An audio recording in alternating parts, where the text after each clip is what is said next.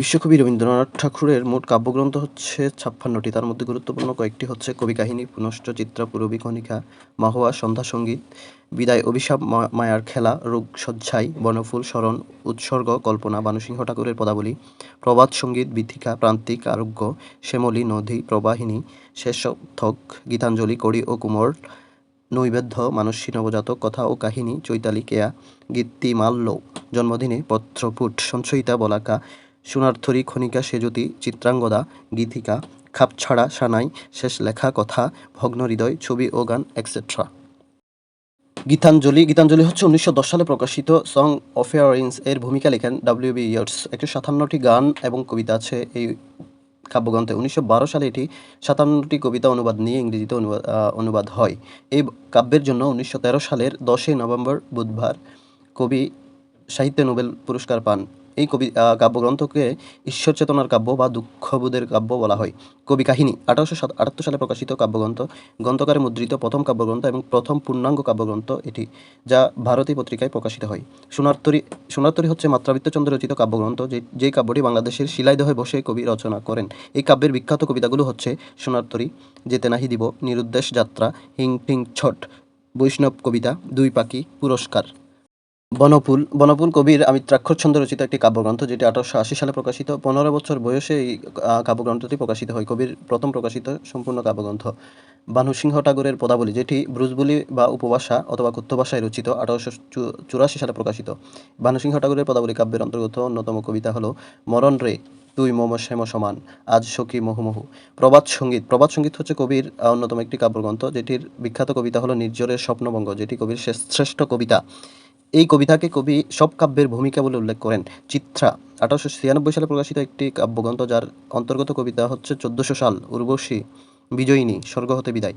কেয়া কাব্যগ্রন্থ ১৯০৬ সালে প্রকাশিত। গ্রন্থটি বিজ্ঞানী জগদীশচন্দ্র বসুকে উৎসর্গ করা হয়। বলাকা কাব্যগ্রন্থ শিলাইদহ এবং কাশ্মীরে বসেই কবি রচনা করেন বা কাশ্মীরে অবস্থানকালে রচনা করেন। এতে গতিতত্ত্বের বিকাশ ঘটে। বলাকা কাব্যের অন্তর্গত কয়েকটি কবিতা হল ছবি, শাহজাহান, বলাকা, সবুজের অভিযান। পূরবী হচ্ছে কবির অন্যতম একটি বিখ্যাত কাব্যগ্রন্থ, যেটি ১৯২৫ সালে প্রকাশিত। এই কাব্যগ্রন্থটি আর্জেন্টিনার কবি ভিক্টোরিয়া ওকাম্পাকে উৎসর্গ করেন। কবি তাকে বিজয়া বলে সম্বোধন করতেন। পূরবী কাব্যের অন্তর্গত একটি বিখ্যাত কবিতা হচ্ছে সুপ্রভাত। শেষ লেখা কবির শেষ লেখা এবং শেষ গ্রন্থ, যেটি অন্যতম একটি কাব্যগ্রন্থ। এই কাব্যগ্রন্থের নাম কবি রেখে যেতে পারেননি, কবির মৃত্যুর পর প্রকাশিত হয়। এই কাব্যের অন্তর্গত অন্যতম কবিতাগুলোর মধ্যে আছে তোমার সৃষ্টির পথ রেখেছ আকীর্ণ করি, সম্মুখে শান্তি পারাবার, রূপনারায়ণের কুলে কবিতাটি কবির মৃত্যুর মাত্র ২ মাস আগে লিখেন। কবিতা সম্পর্কিত কিছু তথ্য। তীর্থযাত্রী কবিতাটি টি.এস. ইলিয়টের জার্নি অফ দ্য মেজি এর অন্তর্গত। হিন্দু মেলার উপহার কবিতাটি একটি কবির প্রথম কবিতা, যেটি ১৩ বছর বয়সে রচিত হয়। অমৃতবাজার পত্রিকায় এটি প্রকাশিত। এই কবিতার বিখ্যাত লাইন হলো বাদলা হাওয়ার মনে পড়ে ছেলেবেলার গান, বৃষ্টি পড়ে টাপুর টুপুর নদে এলো বান। কবির অন্যান্য কবিতার মধ্যে আছে অনন্ত প্রেম, বঙ্গমাতা, পরিচয়। বাংলার মাটি বাংলার জল এটি একটি সনেট জাতীয় কবিতা, যেটি স্বদেশী আন্দোলনের চেতনা নিয়ে লিখিত। বৃষ্টি পড়ে টাপুর টুপুর কবিতাটি কবি শৈশবের মেঘদূত বলেছেন। কবিতাটিকে কড়ি এবং কুমোর কাব্যের অন্তর্গত।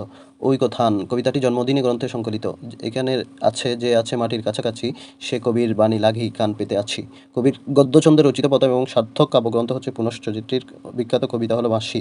মাহুয়া কাব্যের সব কবিতাই প্রেম বিষয়ক। এই কাব্যের কবিতাগুলোকে বলা হয় রবীন্দ্রনাথের নারী বন্দনা। স্মরণ কাব্যটি তার স্ত্রী মৃণালিনী দেবীর মৃত্যুতে কেন্দ্র করে লিখিত।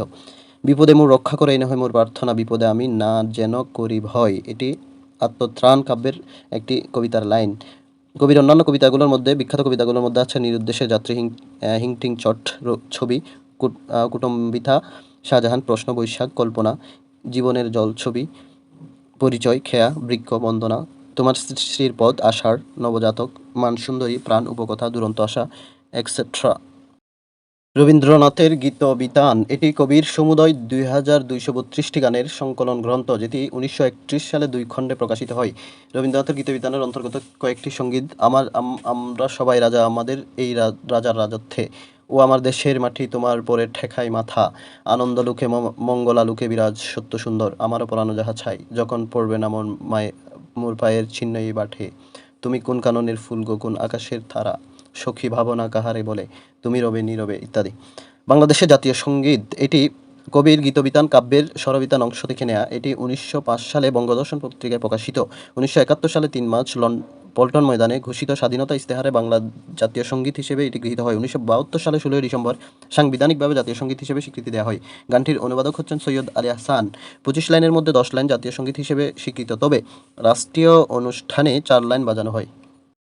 গানটির সুরকার রবীন্দ্রনাথ ঠাকুর নিজেই। এই গানটির সুর নেওয়া হয় গগন হরকরা রচিত আমি কোথায় পাবো তারে আমার মনের মানুষ যে রে গান থেকে।